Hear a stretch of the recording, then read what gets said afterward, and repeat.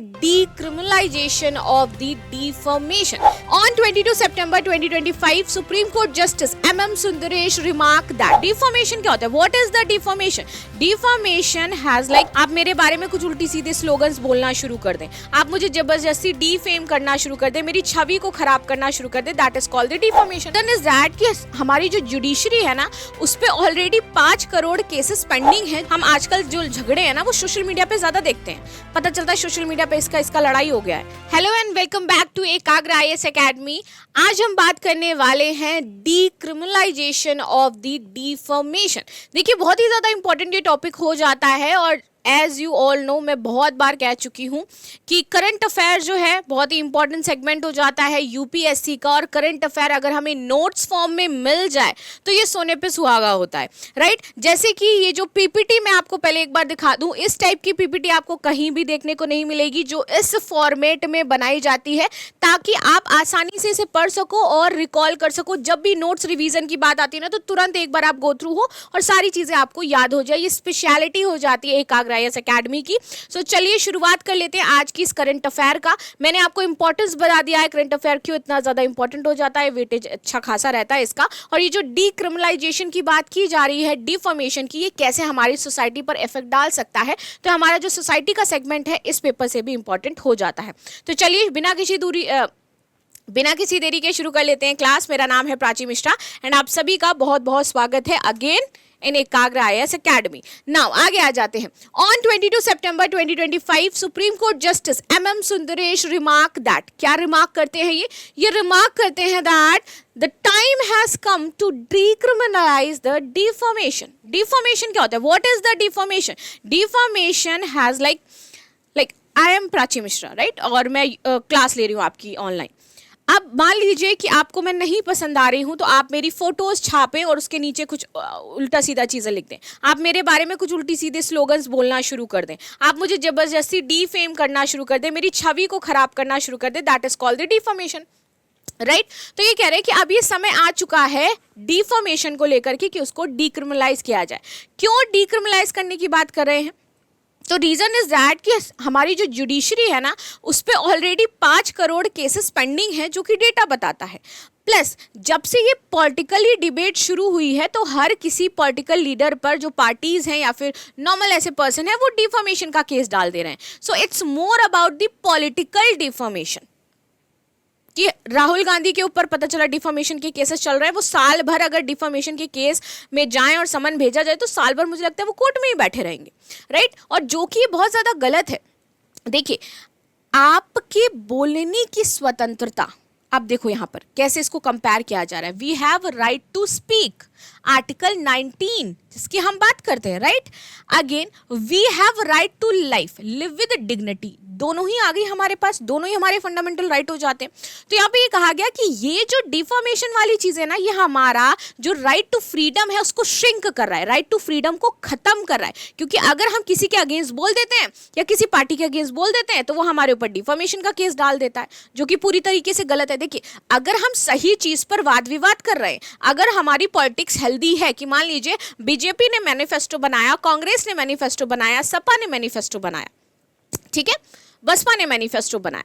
अब उस मैनिफेस्टो में 5 साल की वो पूरी चीजें बताते हैं कि हम क्या करेंगे. अगर आपने 5 साल के वादे पूरे नहीं किए, तो ऑफकोर्स जब 5 साल बाद चुनाव आएगा तो आपसे पार्टीज क्वेश्चन कर सकती हैं, आपसे जनता क्वेश्चन कर सकती है.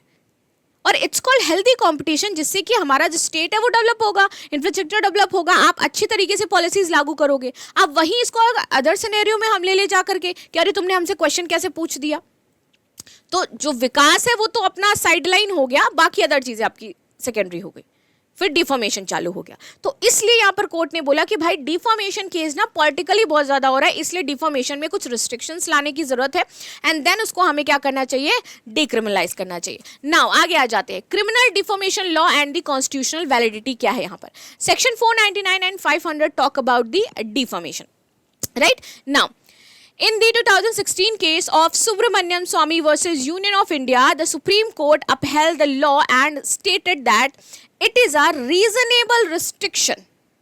What kind of restriction?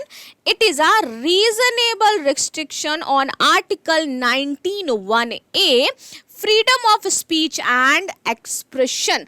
Important हो जाता है। मानती हूँ मैं, वेरी इंपॉर्टेंट है कि हमारे देश में जितना फ्रीडम ऑफ एक्सप्रेशन है ना, वो शायद किसी अदर कंट्री में भी नहीं देखने को मिलेगा।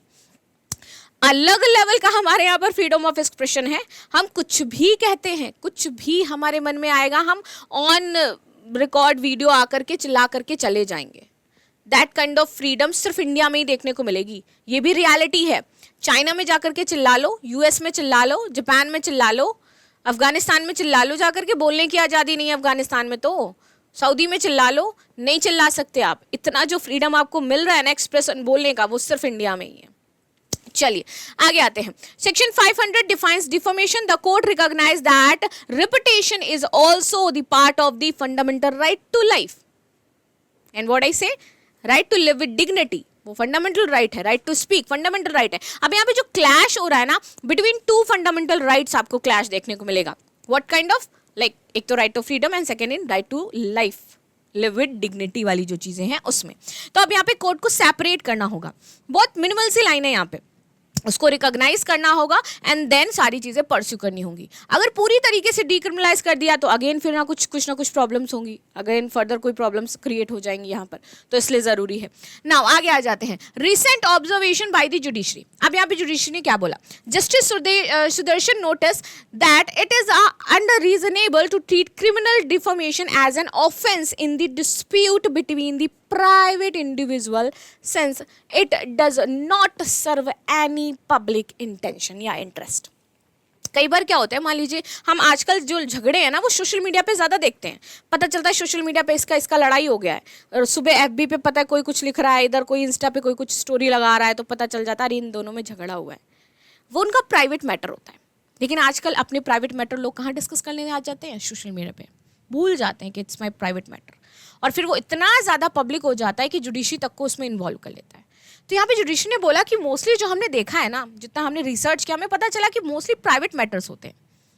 किसी को किसी से खुन्नस है, सोशल मीडिया पे आकर के निकालेगा, तो उसको पब्लिक क्यों बना रहे हो? इट्स योर प्राइवेट मैटर, मिल करके सॉल्व कर लो ना यार। क्या ज़रूरी है इसको इस तरीके से पब्लिक बना करके पूरा जो टीम जाम है वो करना, राइट? आगे आते हैं। In the recent months the court has stayed the issuance of summons in several criminal deformation case, और इसीलिए बहुत सारे समन ऐसे थे उनको स्टे कर दिया गया कि भाई नहीं, इन केसेस में कोई तुक ही नहीं बनता है कि हम डिफॉर्मेशन का समन भेजें, जबरदस्ती का। एक बहुत अच्छी चीज़ यहाँ पर सुप्रीम कोर्ट ने जो एक लाइन है वो यहाँ पर 2 लाइन का इन्होंने जजमेंट दिया है। वो क्या हो जाता है, ध्यान से सुनिएगा। The supreme court has repeatedly said do not overly sensitive. कोई आपको कुछ कह के चला गया, पार्टी या समथिंग ऐसा कुछ भी, तो बहुत ओवरली सेंसिटिव आपको नहीं होना है। So do not be overly sensitive. Second, court are not a platform to settle political scores, and this is going to be a very important. Why? Because यहाँ पे कहा जा रहा है, कोर्ट ने बताया कि भाई we are not the platform that we are discussing your political matters, we are solving your political matter, it's your personal matter, please solve in privately, don't come to the court, don't come to the in social media and talk about that, don't do the deformation cases on each other, this is not the right way, right? Now अब देखते हैं की cases जो reference दिए गए हमारी judiciary के द्वारा। First one is Rahul Gandhi case. Rahul Gandhi face multiple criminal cases. Literally अगर अभी देखा जाए तो मुझे लगता है कि जितने केसेस हुए ना, Rahul Gandhi should be in jail for multiple times, and mostly deformation के केसेस भी देखने को इसमें मिल जाएंगे जैसा इन पे केसेस रहे हैं। So multiple criminal deformation case filed by the private individuals and the political opponent, the supreme court state several summons issued. Second, Imran Pratapgarhi का केस इनको ऊपर लगा दिया जाता है कि रैशनल है, इन्होंने ये सारी चीज़ें कही हैं। शशि थरूर का केस देख लो, इनके ऊपर ये लगा दिया जाता है कि उन्होंने शिवलिंग पर रिमार्क दी है, धार्मिक इस तरीके का डिफॉर्मेशन का बहुत सारा चल रहा होता है। नाउ आगे आ जाते हैं Johnny D versus amber heard. ये तो इंटरनेशनल मुद्दा था, इंटरनेशनल मुद्दा बना, तो ये केसेस के रेफरेंस दिए गए कोर्ट के द्वारा कि भाई देखो कैसे डिफॉर्मेशन केसेस किसी के ऊपर लगाए जा रहे हैं, किस तरीके से लगाए जा रहे हैं। तो सब ट्रू नहीं होते हैं, सारी चीज़ें सच नहीं होती हैं, हमें बहुत सोच समझ करके यहाँ पे डिसीजंस लेने पड़ते हैं। और ये जो केसेस हम देख रहे हैं मोस्टली हमने ये देखा कि जस्ट बिकॉज ओवर सेंसिटिवनेस इसको बहुत बड़ा मुद्दा बना दिया गया, जो कि उतना बड़ा मुद्दा था भी नहीं। नाउ आगे आते हैं, डिफॉर्मेशन होता क्या है, what is the deformation, what is the definition of deformation? So come, deformation refers to speaking, writing and signaling or publishing any information against a person with the intention of harming that person's reputations. Right जब आप जानबूझ करके किसी इंसान की reputation को खराब करने के लिए उसके बारे में कुछ बोलते हो, स्लोगन्स लिखते हो, मतलब सोशल मीडिया पर पोस्ट वगैरह करते हो, that all called the defamation. This can involve a living person और in same cases affected the family and close relative of the that person. क्योंकि कई बार ये सिर्फ आप एक पर्सन के लिए सोच करके करते हो, लेकिन इससे पूरी फैमिली इफेक्ट हो जाती है. कई बार लोग सुसाइड तक कर लेते हैं झूठे केसेस में. या that must hurt some time कि भाई लोगों ने इसके चक्कर में सुसाइड कर लिया, झूठा आरोप लगाया गया था, फैमिली की इज्जत खराब हो गई इस वजह से. क्योंकि कुछ लोग अपनी इज्जत को बहुत, और कुछ लोग क्या, सबकी इज्जत अपनी बहुत इंपॉर्टेंट होती है भाई. I also respect myself, I just want कि people respect me as well. और कोई अगर मेरे ऊपर गलत ब्लेम लगाएगा या गलत तरीके से मुझे पोर्ट्रे करेगा तो मुझे प्रॉब्लम होगी, और ये गलत चीज़ कल को मेरी फैमिली तक जाएगी, मेरे फ्रेंड्स तक जाएगी, उनको भी हार्म करेगी, उनकी रेपुटेशन ख़राब करेगी. तो ये क्या कहाँ एक इंडिविजुअल से शुरू होता है और एक पर्सन उसकी फैमिली को किस तरह से डिस्ट्रॉय कर सकता है. That is very problematic. तो हम ये तो नहीं कह सकते इसको पूरी तरीके से डिक्रिमिनलाइज कर दो with some restriction when it comes on the political, then आप कह दो कि वहां पर डिफॉर्मेशन केस नहीं होंगे. राइट, आगे आ जाते हैं. Causing harm to the reputation of individual and the group.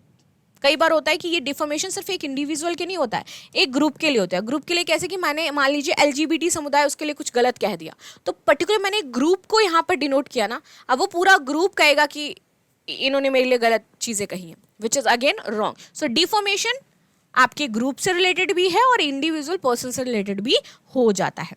Now type of deformation, so written, आप लिख करके किसी के बारे में कुछ बोल सकते हैं, एंड द ओरल, कुछ कहो, चिल्लाओ भाई, गालियां वगैरह जो लोग देते हैं, of course that is also comes under that. So these are the defamation. Conclusion क्या निकलता है? The Supreme Court's recent observation has resonated that debate on whether criminal defamation laws are compatible with the modern democracy और दी freedom of expression. तो यहाँ पे ये देखा गया कि क्या वाकई जिस तरीके से प्रेजेंट सिनेरियो चल रहा है, we talk about the modern democracy, so उसमें ये हमारा जो डिफॉर्मेशन का चीज़ें हैं वो कम कर पा रहा है या नहीं कर पा रहा है. And the second one, the judiciary has consistent indicated that these laws have often been misused as a tool for political revenge or personal dispute, whereas defamation can also be addressed through civil proceedings. and उसमें देखा गया कि many cases में defamation को भी address किया जाता है. so this is the main important thing when we talk about the defamation, right? so आपको क्या लगता है, वाकई डिफॉर्मेशन को प्रेजेंट डेमोक्रेसी को देखते हुए डिक्रिमिनलाइज कर देना चाहिए या फिर विद सम रिस्ट्रिक्शंस डिक्रिमिनलेशन जो आपका डिफॉर्मेशन है उसको क्राइम बना रहने देना चाहिए? In my point of view बना रहने देना चाहिए with some restrictions when it comes on the political segment and something like this. Right, now यहाँ पे एक मेंस का क्वेश्चन हो जाता है यूपीएससी कि discuss the role the judiciary in criminal deformation case in India, how does the judiciary ensure the protection of freedom of expression. And pre का question है, which of the following international deformation case in an example that sparked debate on freedom of expression? Mobashir Javed Akhtar versus Priya Ramani, Johnny Depp versus Amber Heard, Subramanian Swamy versus Union of Territory and Imran Pratapgarhi. तो सभी को comment section में इसका answer देना है. So this is the news what we discuss about that. If you have any suggestions, you have any question, please let me know in the comment section. मिलते हैं हम नेक्स्ट सेगमेंट में. तब तक के लिए बहुत बहुत धन्यवाद. लाइक शेयर सब्सक्राइब करना बिल्कुल भी ना भूलें and thank you so much.